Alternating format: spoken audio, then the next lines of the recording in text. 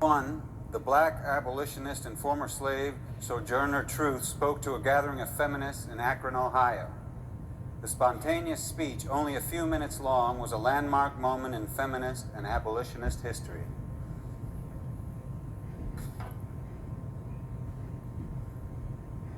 Well, children, where there is so much racket, there must be something out of kilter.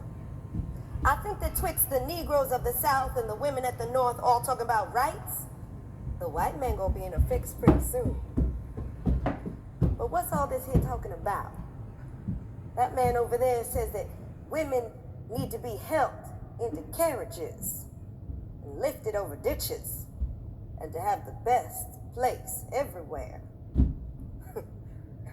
Nobody ever helps me into carriages or over mud puddles or gives me any best place.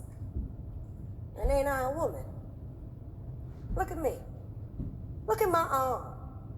I have plowed and planted and gathered into barns, and no man could head me. And ain't I a woman? I could work as much and eat as much as any man when I could get it. And I could bear the lash as well. And ain't I a woman? I have borne 13 children, seen most sold off into slavery. And when I cried out with a mother's grief, none but Jesus heard me.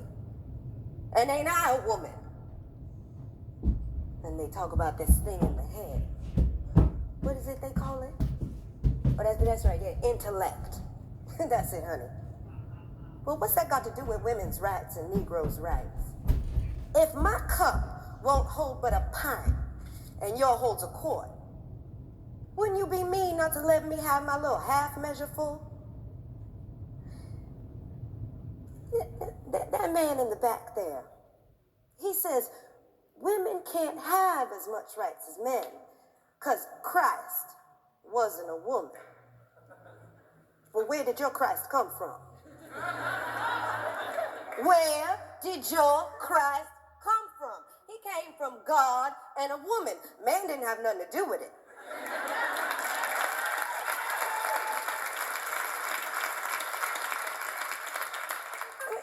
If the first woman God ever made was strong enough to turn the world upside down all alone, well, these women here together ought to be able to turn it back and get it right side up again.